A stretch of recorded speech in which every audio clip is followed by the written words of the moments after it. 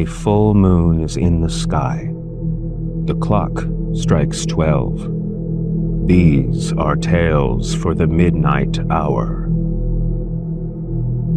Susan was my best friend, but I try never to think about her. It's only on certain nights, when I'm all alone in my room, that I remember. It was during Christmas vacation last year when Susan asked me to stay at her house overnight.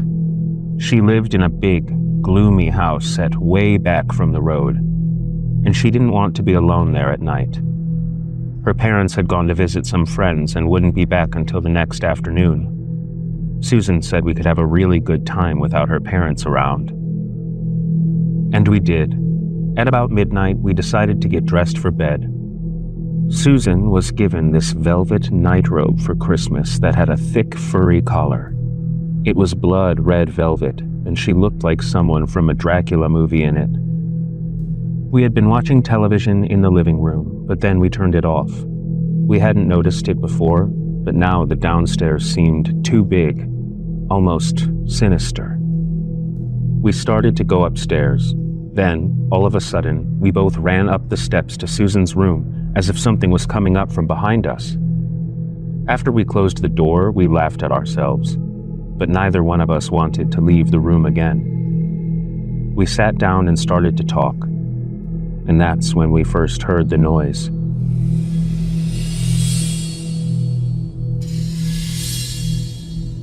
It sounded like somebody sharpening a knife on an old emery stone. We stopped talking and looked at each other, feeling really scared inside. There was just a thick silence in the room. Suddenly, Susan started to laugh. She said she had heard a sound like that in the house before. She said it was probably the shutters or something. That made me feel better, and we went back to talking. But then we heard it again.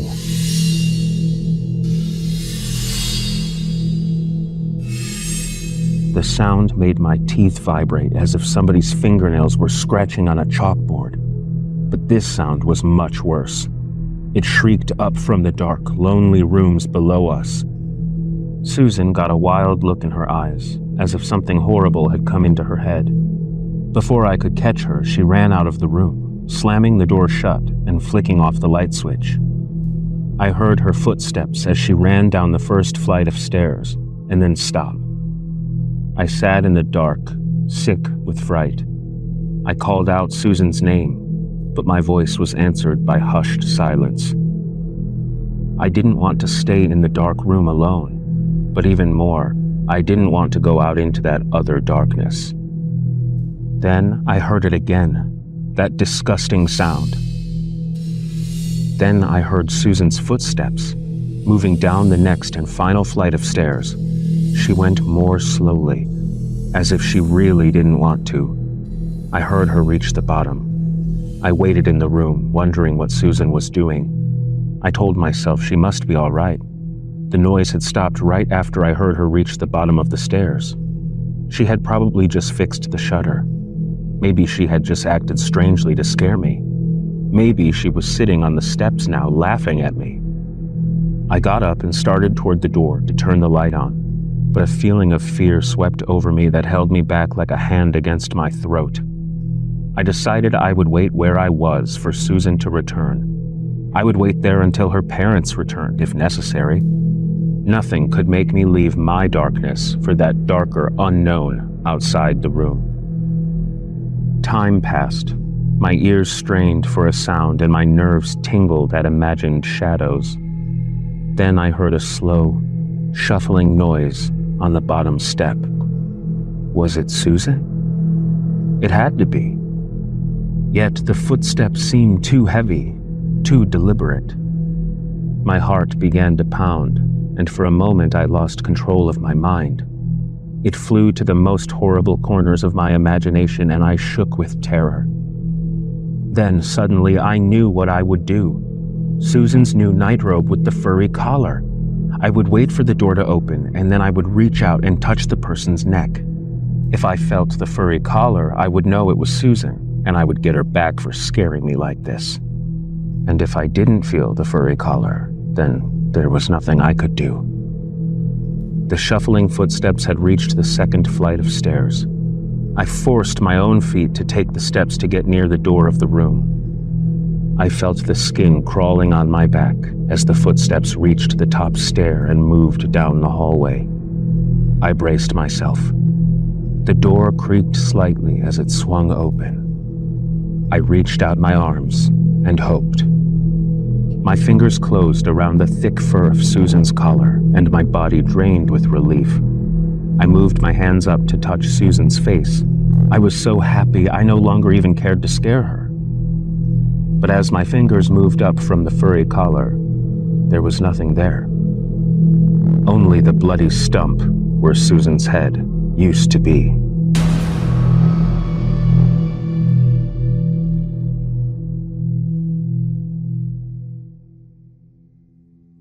There was one room in the house that the old man always kept locked.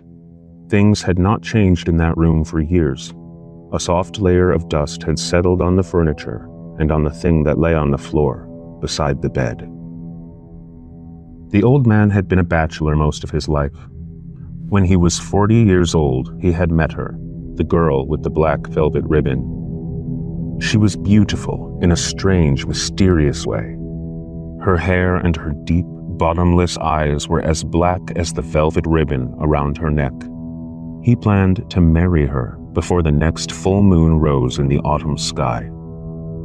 On their wedding day, he watched her walk toward him up the long aisle. She was dressed in a white gown with a white veil and carried a bouquet of white flowers. Even her face was ivory white, but below it, around the ivory neck, was the black velvet ribbon. He remembered staring at that ribbon as the strains of the wedding march brought his bride nearer to him. He remembered the curious and shocked looks on the faces of the wedding guests. But then his eyes met hers, and he was drowning in their bottomless darkness. He didn't think of the velvet ribbon during the rest of his wedding day. It was a joyous time, and if people thought his wife was a bit strange, they kept it to themselves.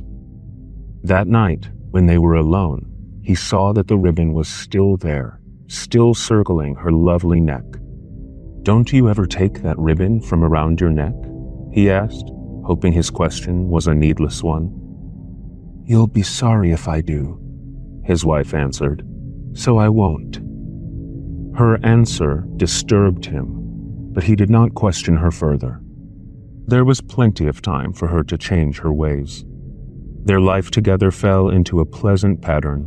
They were happy, as most newly married couples are. He found her to be a perfect wife. Well, nearly perfect. Although she had a great number of dresses and wore a different one every day, she never changed the black velvet ribbon. This ribbon began to be the test of their marriage. When he looked at her, his eyes would inevitably fall to her neck. When he kissed her, he could feel the ribbon tightening around his own throat. "Won't you please take that ribbon from around your neck?" he asked her time and time again. "You'll be sorry if I do, so I won't." This was always her answer. At first it teased him. Then it began to grate on his nerves. Now it was beginning to infuriate him. "You'll be sorry if I do. You'll be sorry if I do." One day, he tried to pull the ribbon off after she had repeated her answer, like a mechanical doll. It wouldn't come loose from around her neck. He realized then, for the first time, that the ribbon had no beginning and no end. It circled her neck like a band of steel. He had drawn back from her in disgust that day, and things weren't the same with them after that. At the breakfast table, the black ribbon seemed to mock him as he drank his suddenly bitter coffee. In the afternoon, outside, the ribbon made a funeral out of the sunlight. But it was at night that the ribbon bothered him most. He knew he could live with it no longer. "Either you take that ribbon off, or I will," he said to his wife of 4 weeks. "You'll be sorry if I do, so I won't." She smiled at him, and then fell off to sleep. But he did not sleep. He lay there, staring at that hated ribbon. He had meant what he said. If she would not take off that ribbon, he would.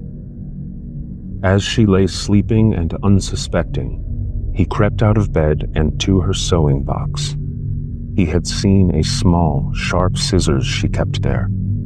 It was thin enough, he knew, to slip between the velvet ribbon and her soft neck. Gripping the scissors in his trembling hands, he walked softly back to the bed. He came up to where she lay and stood over her. Her head was thrown back on the pillow, and her throat, with the black velvet ribbon around it, rose ever so slightly with her breathing. He bent down, and with one swift movement, he forced the thin blade of the scissors under the ribbon. Then, with a quick, triumphant snip, he severed the ribbon that had come between them. The black velvet ribbon fell away from his wife's neck, and her head rolled off the bed onto the floor. She was muttering, "You'll be sorry. You'll be sorry. You'll be sorry." The boy lay quietly in the dark. He was listening. Next door, the boarder was making the sounds of preparing for bed. The boy could hear him brush his teeth, gargle, and then splash water onto his face. The sounds made the boy grit his teeth. He hated the boarder. The two of them shared the upstairs floor of a small house in the poor area of town. The boy's parents had taken the boarder in to add his rent to their meager income. Until then, the boy had always had the upstairs to himself. The extra bedroom had been his playroom. Now, the boy was kept to his own small space. In the next room, the boarder was getting his bed ready for the night. The boy heard him plump the pillows. Then he heard the creak of the old bed springs as the boarder lay down.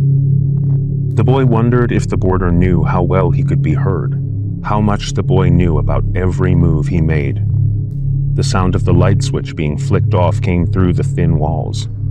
Now the boy knew the boarder was lying in the dark too, listening for him. It was a waiting game. The boy knew the boarder would be going out tonight. For the last month, he had known about the Friday night journeys. This night, the boy planned to follow the boarder to wherever it was that he went. The boy lay perfectly still in his bed. He had learned how to be very quiet. It bothered him to think that the boarder could hear him as well as he could hear the boarder. So he had begun to walk softly and creep slowly into bed, and to do everything quietly, like a cat. The boarder didn't know how much the boy could hear from his room. But no sound came from the boarder's room now, except the muffled sounds of snoring. The boy hated that snoring, just as he hated everything about the boarder. He hated his snickering laugh and the way the boarder looked at his mother at the breakfast table. He despised his chores of shining the boarder's shoes and going on errands for him. Most of all, he hated the boarder's money, which his parents needed so badly. The money was the reason the boy lay awake in bed. No one knew how the boarder got his money. No one knew how he spent his days away from the house. No one asked questions because the rent money was always there, fully paid, in advance. The boy lay in the dark and struggled to keep his eyes open. Tonight, he was going to follow the boarder and find out his secret. The seconds of time ticked by in the boy's mind as he lay waiting. He knew the boarder would pretend to sleep like this at first, but the time was drawing near now for him to make his move. The boy waited in silent darkness. Then, from the next room, came the slow creaking of springs. The boy raised his head to hear better. The springs creaked again as the boarder's weight crushed against them. Then, they were quiet. Now the boy knew that the boarder was preparing for his journey. He would be slipping into his clothes in the dark, pulling on his rubber-soled shoes. The boy slipped out of bed and reached for his own clothes. He didn't make a sound as he dressed himself and put on his sneakers. He tiptoed over to the window in his room and pressed himself against the wall. He was ready. The window in the boarder's room slid open with a slight scratching noise of wood against wood. The boy stared sideways out his window. He watched as two legs quietly and carefully made their way across the small balcony outside the window. Then they disappeared. For a few seconds, the boy heard no sound. Then there was a dull thud on the ceiling above him. The boarder had gotten up onto the roof. Moving quietly, just like the boarder, the boy slid open his window. He swung his body over the sill and onto the small balcony. He knew he was taking a chance of the boarder seeing him, but he knew if he waited too long, the boarder might be out of sight. The boy climbed down the drainage pipe up to the roof as the boarder had done before him. He slowly raised his eyes to the level of the roof. Standing 20 feet away and staring across the rooftops was the boarder. The boy could see the eager expression on his face. He could also see the shiny hook hanging from his belt and the coil of thick rope hung over his shoulder. The boy lowered his head as the boarder moved across the rooftop, jumping from their house to the next one. The roofs were only 4 feet apart because the houses were built so close together in this neighborhood. The boy saw the boarder walk across that roof and jump on to the next house. It was a dark night, and the moon was hidden by clouds. The boy hoisted himself onto the roof and crept over to the chimney. 3 houses away, he could see the boarder walking steadily east. He knew he had to follow the boarder fast enough to keep up with him, but slowly enough not to be seen. The boy came to the space between his house and the next one. The cement walkway between the 2 houses stared up at him from 40 feet below. He felt sick for a moment. Then he leapt across to the next roof. As he landed, he saw the boarder turn around from 3 houses away. The boy flattened himself against the tar roof. He watched as the boarder paused, searching the darkness for the source of the sound he had heard.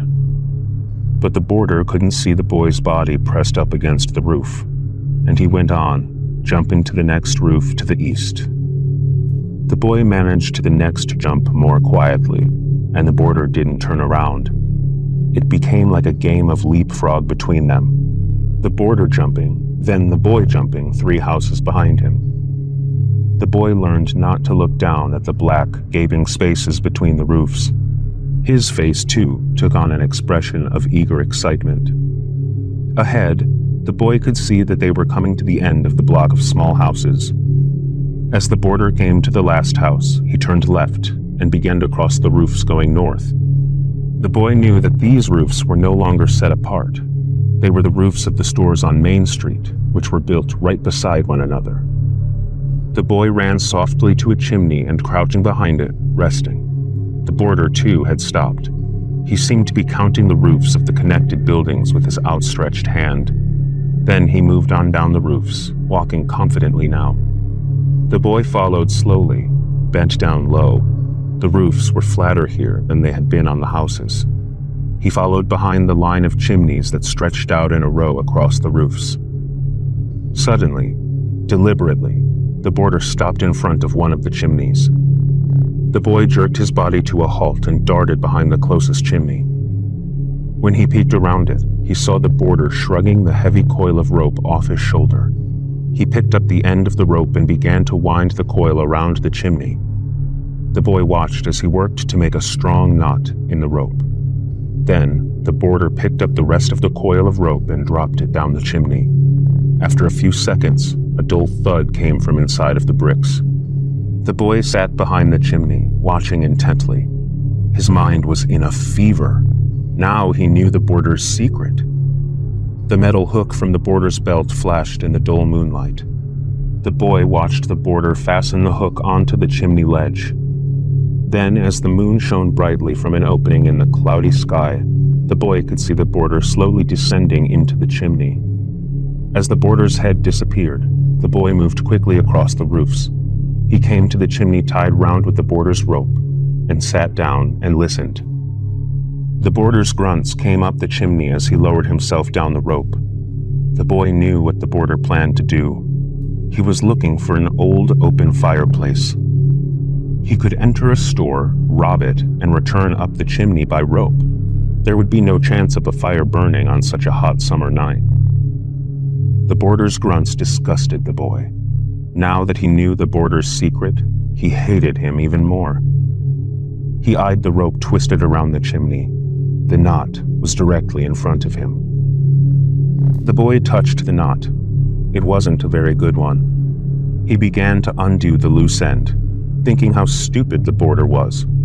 He began to pick at the knot more, thinking of how the boarder looked at his mother. He began to tug the loose end of the rope through the final tie, thinking of how the boarder's room used to be his own. The knot came undone and the rope started to slip around the chimney.